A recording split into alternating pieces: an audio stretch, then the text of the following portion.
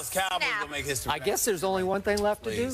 Speaking of making history, LeBron James has done that, but he is very frustrated right now after the Cavs' second straight loss on the road, losing to the Bucks in OT Saturday and to the Pistons last night. Shout out to Andre Drummond, by the way. From where?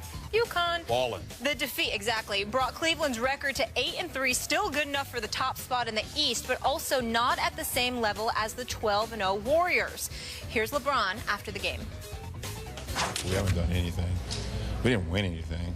We lost. We lost in the finals, you know, so that's enough motivation for myself. And I think we need to understand that, like, we lost in the finals.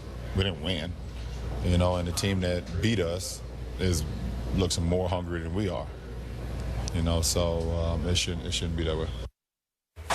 The Cavs are not as hungry as the defending champs. Stephen A., do you like that LeBron voiced that? Absolutely. First of all, he has the authority, the cachet, the credentials, the knowledge. He puts in the work. He's a superstar in this league. He's religiously either the top or one of the top 2 players in the world, and he's a 2-time champion. He has earned the right to say that. More importantly, he's absolutely 1,000% correct. But it's a product of what you have available to you. Kevin Love, I don't care how decent he's looked, skipping, averaging 17 points a game this year. He's shooting what from the field? 40% from the field? I mean, he's got to do better than that. You got J.R. Smith. He's up and down. We all know that. Mo Williams has been an asset to this franchise. Tristan Thompson missing training camp had something to do with the level of cohesiveness that they're still trying to capture. And again, you have to look at it from the perspective that the Eastern Conference is not as challenging as the West, and they know it. And so taking all of those things into consideration, along with the fact that it's an 82-game marathon, there are guys that simply don't put in the work that LeBron James puts in, so he has the right to say that. If you talk to people who know LeBron, if you talk to LeBron from time to time, Skip, his home is like, I mean, the gym is like the gym at an arena. You know, everything that he could possibly need, he has. This dude is consistently and religiously working out to keep himself in peak condition and to be about the business of being able to go for it. And what he's basically saying is that other guys need to step up. He had 30 last night. You know, Kevin Love had his 19. J.R. Smith and Mo Williams had their 15 points. But he can tell. He's been around long enough to be able to tell when there's a level of urgency. And in fairness, and the other big point I'd like to make, Skip, is this. When Cleveland lost the finals, they had the excuse that Kevin Love was out and Kyrie Irving was not healthy. So it's not just the public who believes they would have won the chip. It's the Cavaliers. LeBron has been around long enough to know not to take that for granted. The rest of them don't. The flip side is Golden State, as champions, have been fending off skepticism about their fraudulency or their legitimacy since they won the title, which is why Steph Curry and those boys have a chip on their shoulders and they're playing like it, and the Cleveland Cavaliers are the ones trying to walk around like they won something, and they did not. So for LeBron to point that out, I think that's a beautiful thing because it highlights what he's seeing from his teammates. And we know he doesn't see it that way because he can't afford to see it that way because champion or no champion, everybody's coming at him every night. But they're not coming at the rest of the players like that. I did not think the timing of this was a beautiful thing. I was surprised LeBron picked this spot to take that shot at his teammates because he did not include himself in the blast. He was pointing fingers at the rest of his teammates without naming names. I assume Kevin Love was maybe at the top of the list. I'm going to say this again. Kevin Love is not capable of living up to what LeBron expects of him. He is what he is. They overpaid him. I told you, I've been on record. I'm not being a hypocrite about this. He is what he is not in the end. He's not that guy. He's not a fourth quarter guy. And if you're going to lean on him, not $100 million guy. He's not a guy. Come on. So you can't expect that from him. Now, to be fair, there's no Kyrie right now, and there's no Shumpert. And those are two huge key pieces to this puzzle, right? Backcourt. Okay, it is. So let's keep it in some perspective. But I was surprised LeBron picked this spot because LeBron wasn't great in the fourth quarter last night. I told you the last game we talked about, he was great in the fourth quarter.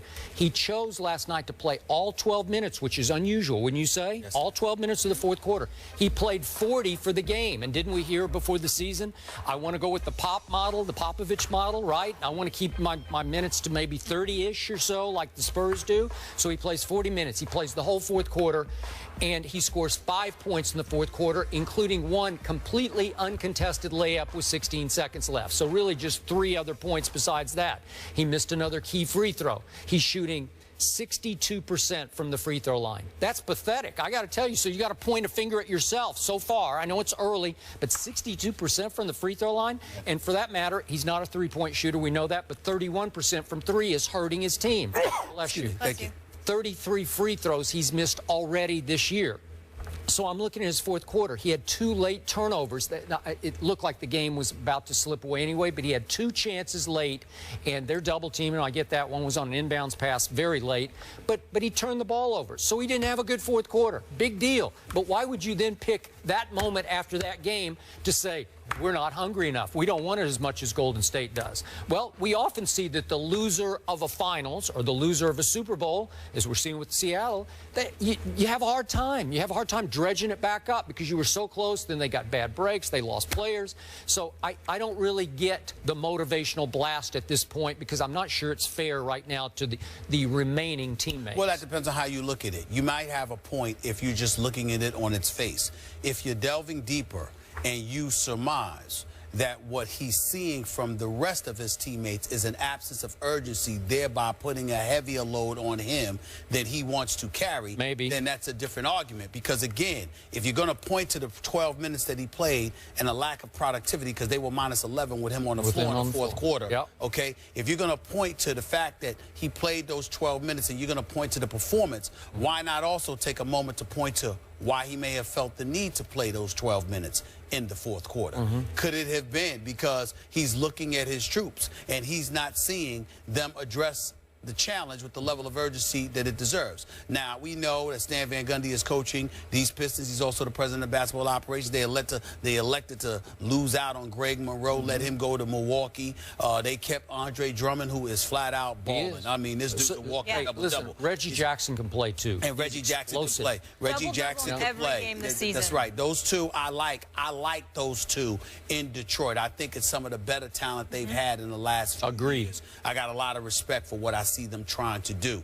But the flip side to it is that they're going to come at you, and if you're LeBron, you're going to look around at guys and say, how are you responding to this challenge? And why do I feel, you might have elected to go there in the fourth quarter, but then you're going to turn around after that game is over, and you're going to say to yourself, why the hell did I feel the need to have to be in this game in the fourth quarter against the Detroit Pistons? If it were the San Antonio Spurs or Oklahoma City Thunder or Golden State Warriors or even the Clippers, fine.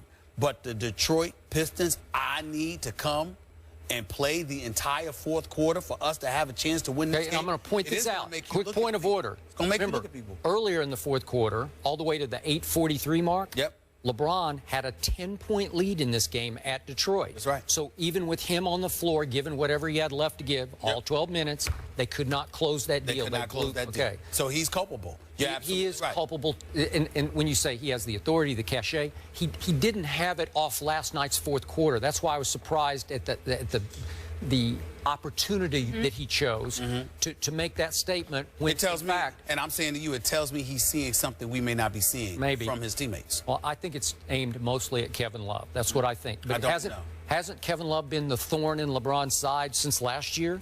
Well, hasn't he continues to look for something in Kevin Love that's not there? I think it's fair to say that because you gave Kevin Love $100 million. Yeah. These guys know how to count.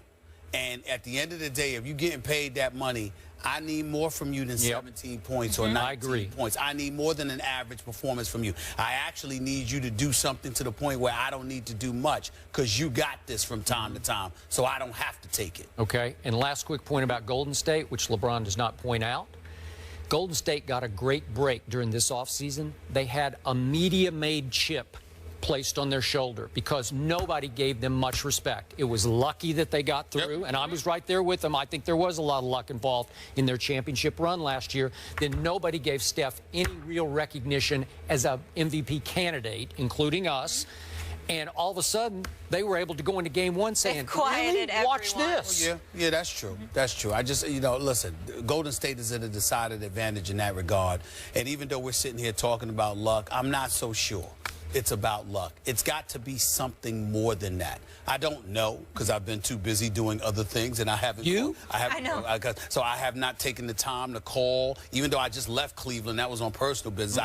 I haven't been to the Cleveland Cavaliers in more than a week or so. Digging my nose into what's going on. But I don't think it's just about love. I think even with Kyrie not there, I think some stuff is weighing on LeBron. I think that he's seeing that the organization, he might be thinking the organization could do things a little bit differently. That Kyrie, he's worried about Kyrie. He's looking at a guy like JR, questioning your level of discipline. I would agree. All of that stuff is going on. It could be anything right now. I simply don't know. But I don't think it's just love. Speaking of the NBA, we have breaking news. Yahoo Sports is reporting that the Rockets have fired Kevin McHale. Wow. We will react to that. The news out of Houston later in the show. I just said it to Skip yesterday. You did. Yeah. You're certainly up on everything. That one. Yes. The Packers haven't been the same this season without Jordy Nelson, and Chris Carter will explain why after the break. And it is hump day, and we're here to help you get through it with plenty of hot topics from Stephen A. and Skip that will hit our desk. Don't miss a beat by checking out our complete rundown, which you can find on IG right now. Back in a few.